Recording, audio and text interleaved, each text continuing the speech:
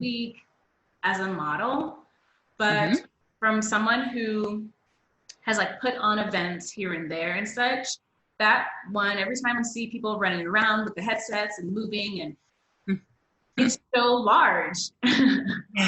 It really is, yeah. It's crazy. But it's important. The irony is that the first one that I did was actually what I called the launch party for the magazine. And until that point, I had never done any kind of production of an event, especially of that magnitude. See, I've been in the fashion industry for a number of decades, let's just put it that way. And so I've done pretty much every part of it, from the modeling to the designing, of course, the photography. But production, I had never done. I've been in the show, but not, around the show. So it probably, well, not probably, it was really not the best show I've ever attended. But, the point was to launch the magazine, which it did, and everybody loved the magazine. So the interesting thing is, within a few months, I was getting deluged with people who were like, when's the next show? When's the next show? I was like, what? Were you at my show? And so everybody was like, yes, we know you're going to get better at it, and you're the only one doing couture, and we, models want to work with designers, not, retailers as much, because if you want to be a model, you need to have a resume. And, working with some of the larger retails is great for commercial resume, but if you want to get into high fashion, you need to work with designers. So, yeah, so it kind of was by popular demand. And now that I'm coming up on my 5th one, I think every year it gets better and better. And every year I'm prouder and prouder of myself and my team. It is a lot of work, and my goal is to be as chic and as glamorous as New York Fashion Week in the middle of Cleveland, Ohio. So I look for very high-end lighting and, all the things that go along with it. I'm trying to be a very elevated runway show. So Now, with inclusivity, no, that's not what I mean to say. How is and you do the contour and you focus on the inclusivity with your models, and it sounds like you do that on all aspects of your role. Mm-hmm. Yes. Have you gotten any type of pushback or any negative connotation from other organizations, designers, or models and such? I have not. Definitely, by far, the bulk is supportive of what I'm doing.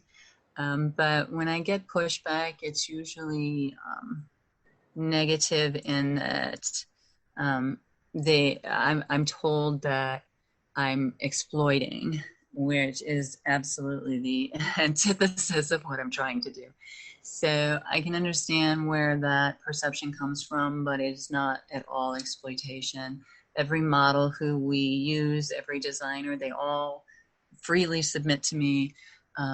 They all want to work with me because not only do I have the opportunities that I actually host, but I have a huge network around, definitely within the United States, but even globally, I have a network. So, everybody wants to get those connections, and I am happy to share them, which is also kind of unique in our industry.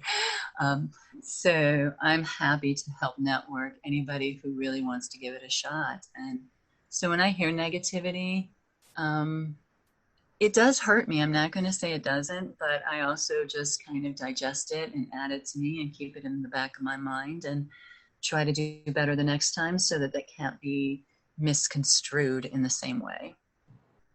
Kind of sounds like it's more the fact of like everyone will have their opinion on it. Mm-hmm. And absolutely what you're doing. Mm-hmm. Mm-hmm. Yep. I have one model in particular.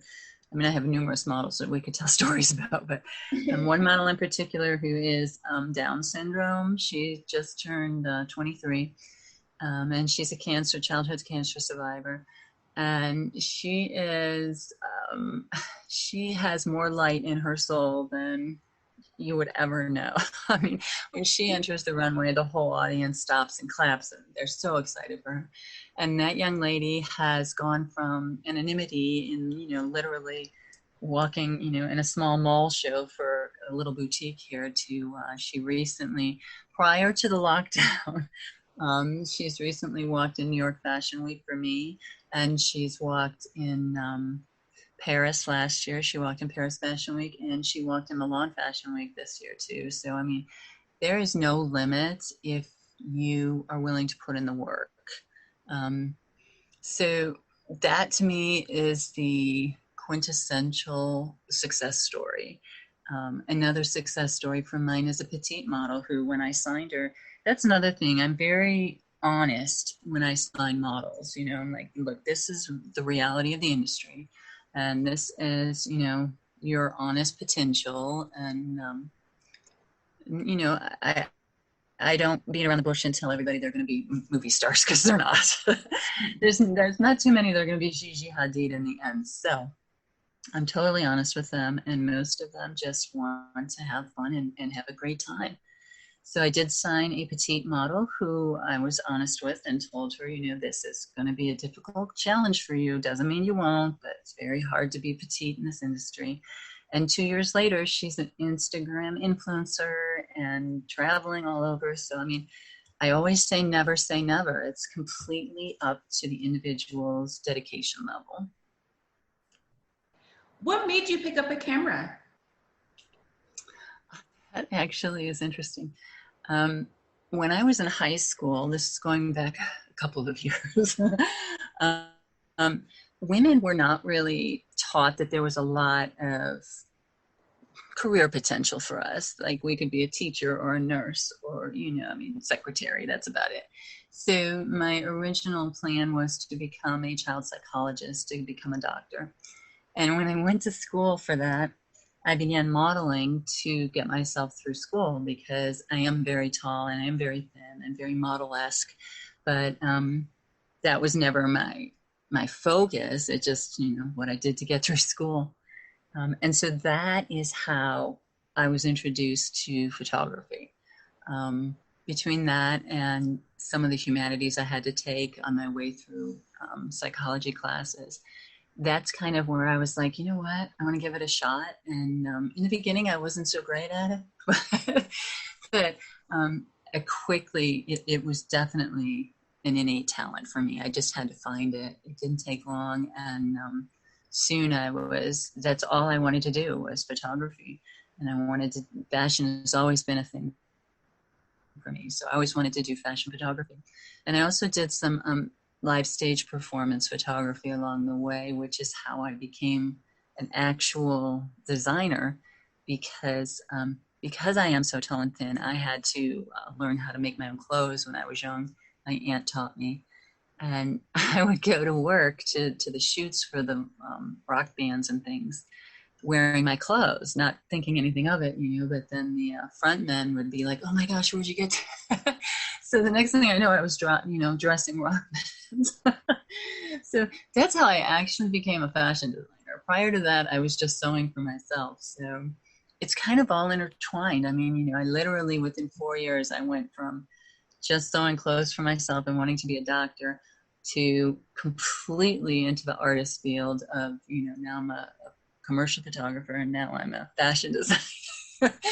And my mother was so happy.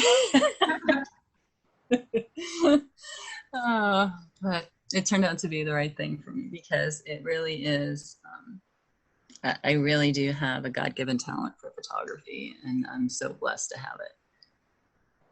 That's awesome. I feel like that was, it took you a while to get to your exact path, but you had that one little thing that made it possible in this time. Exactly. I was speaking with someone else, and with them as well, it was something they did during college just to either buy time or to make some extra funds. And that's what he does now. It's not his degree, but that hobby he was doing to make some extra money, to kill some time, is now his career path. So it's really interesting how that happens to a lot of us. It is. And I had So the interesting thing for me is that I've always worked a day job, I mean, I was a graphic designer for a corporation for many years. Um, and I did photography on the side because, as I mentioned earlier, there wasn't a whole lot of need for editorial fashion photography in the Midwest. And I wasn't really, and still not really, into portraiture, like senior pictures and things like that. That's weddings. That's a very good living, but it's really not where my strengths are. So I held a day job all the way up until I had my third child. And when he got sick, that's when I had to resign. And at that point, everything changed. Like everything I had, obviously everything changed, but everything I had spent, 20 years sort of gaining experience in, I finally had, it's kind of like the rain, the sunshine after the rainbow kind of thing. It was a terrible incident. My son was sick, but it was because of that I was, a few years later, the magazine came to fruition, and I was able to put all of those wonderful experiences and talents together to provide opportunities for others, which is really what I love. I'm not the thing that makes me a little bit different is that I'm blessed in that my husband handles the bills. So, the income from my business is secondary. So that I think is a huge limitation for most people who want to start their own business. I mean, it was for me. I mean, I couldn't have done that prior to my son when I was working full time. There's no way I could have done all that. So it's crazy how life, hands you lemons and you make lemonade. It's crazy. Right. That's awesome. I think you have a great story, especially the fact that you enjoy providing work for other people and helping people grow in their own way. I mean, when modeling in general, it's a platform of you learn how to be comfortable in your skin. You learn how to be proud of who you are. Yes. And you're giving that platform out to many different people, males, females, everyone. And I think that's amazing. That's really great. Thank you. I think that a lot of people, and I'm not even sure if this is a misconception because it's probably true in what I call the large markets like New York and the key markets, things like that. When you're in the modeling industry or the fashion industry, people have a lot of money on the table, so they're not so nice. There's a lot of, well, that designer was rude to me, or, that person swore at me or whatever, they told me I was too fat or whatever, that may be so in the, in the key markets, but, and I certainly don't defend any of that action, but that stems from, money. They have thousands of dollars in these things. You have to be what they need you to be then. So for what we're doing, myself, although I'm the one that launched the magazine, along the way I've come across 3 or 4 other women in the Midwest who are also providing opportunities for models. So we kind of work together to sort of restructure what fashion is, because we all believe that fashion is a tool to build confidence. Everybody wears fashion, whether you're wearing jeans and a t-shirt or whether you're wearing, haute couture. It doesn't matter. You're wearing fashion. So to find your own, comfort space and be proud of who you are is sort of our goal. So we're very particular to only work with people who are uplifting. If we come across a model who has diva attitude, they don't come back. If, we come across a designer who swears or is offensive to any models, they don't come back. We don't allow designers that are non-family friendly. We are absolutely about family friendly, particularly with minors. So there are a lot of things that we do that are different from the actual industry, and we're proud of doing it differently because we're inclusive. We're a safer path, never a safe path, because there's always some weirdo out there.